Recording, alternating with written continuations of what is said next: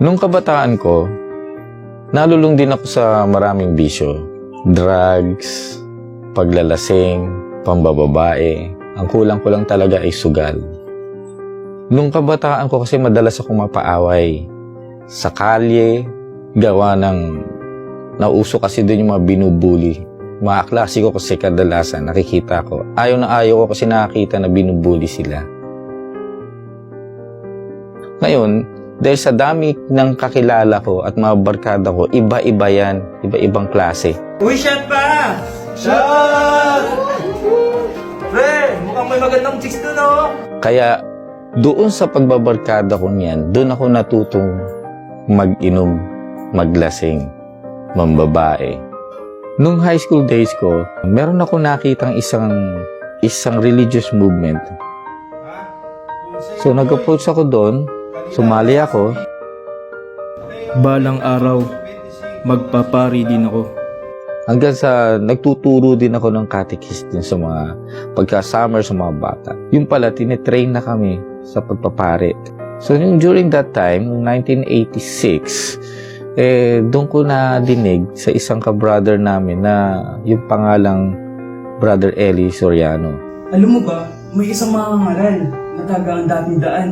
Napakatapang nun at nagmumura pa. Talaga? Sino naman yun? Si Brad Eli Soriano. Ganun ba? Gusto ko makita yung mangangaral na yun. Hinanap ko yung pag-uwi ko kasi curious ako eh. Napakagaling naman pala ng mangangaral na to eh. Kalain mo yun. Di naman pala mura mong salitang yun. Bakit sila nagagalit?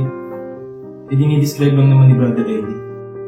Hanggang sa ako'y nakapasok ng trabaho, nagpaalam ako sa kanila na hindi na ako tutuloy sa pagpapare. Brad, hindi na ako tutuloy. Ha? Anong sinasabi mo? Hindi pwede yan. Alam mo nung isa ka dito sa mga official sa samahan natin, di ba? Hanggang sa tuloy-tuloy na ako nakapagtrabaho dito sa Toyota, doon ko nakilala si Brother Robert de la Peña, na isang kapatid. At yun nakita niya, nung nakita niya ako nagbabasa ng Biblia, sabi niya, nag-aaral ka pala niyan.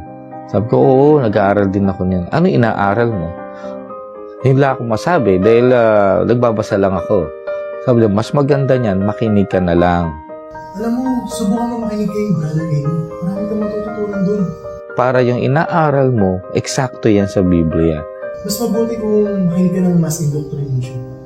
Hanggang sa nag-try akong pumunta sa lokal. Nung pumunta ako, dumating ako dun sarado. So hindi na ako nagtagal, umuwi na ako agad. Kinabukasan, tinanong niya ako, Kumusta pala doktrina? Nakadalo ka ba?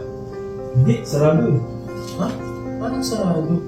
Baka naabutan mo lang nananalangin. Sinasarado talaga yung dito kapag gano'n. sabi niya, tama-tama sa Lunes, punta ka.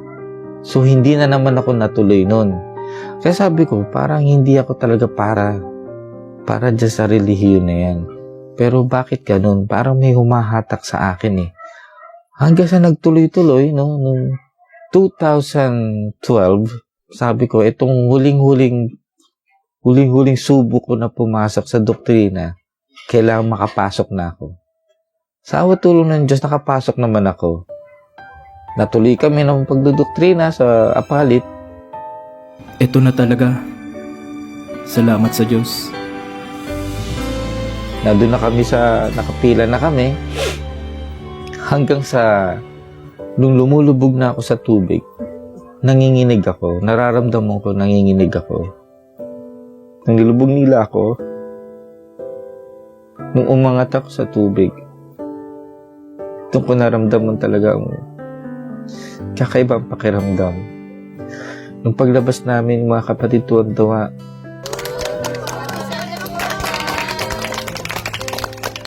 So, pagkatapos ng bautismo, nakaramdam ako ng matinding pagsubok ng Ama. Masasabi kong pinalo ako ng Ama kasi nawala yung trabaho ko na pinagkukunan ko ng pambisyo. Kaya siguro niya tinanggal. Dumating ang panahon na wala na kaming pera. Hindi ako sanay na walang hawak ng pera. Nag-aaway kami palagi.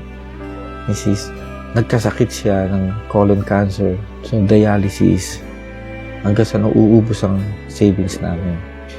So, sabi ko, bakit ganun? kailan naman nagsisilbi na ako, naglilingkod ako. Bakit ganito nangyayari?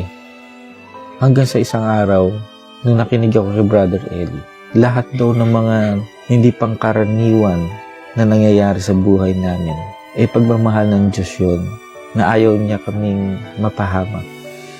So nung napakinggan ko yun, nawala yung bigat ng damdamin ko.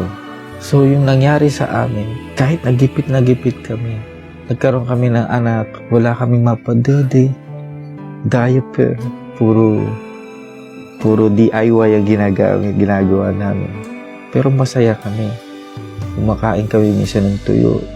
Anak, kahit ito lang ulam natin, matuto pa din tayong pasalamat sa Diyos, ha?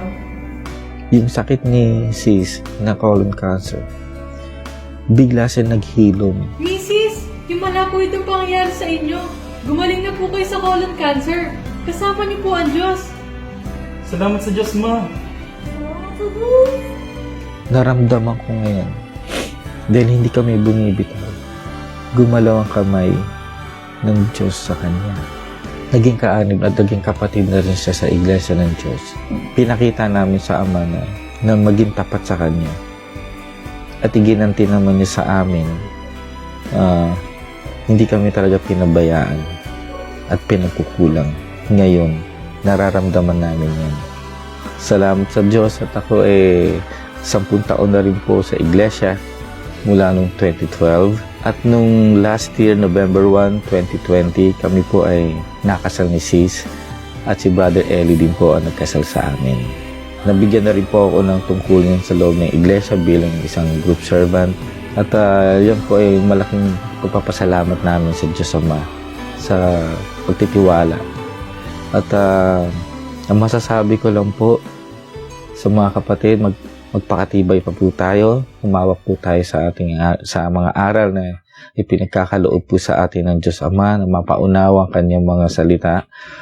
Kuya, nandito po kami palagi at laging nakaantabay po sa lahat ng mga aral na ibibigay niyo po sa amin. At malaking salamat po, milyong salamat po sa Diyos at ako'y naanib dito sa Iglesia ng Diyos. Ako po si kapatid na Robert Santiago at ito po ang istorya ng aking pananampalataya. Salamat po sa Diyos.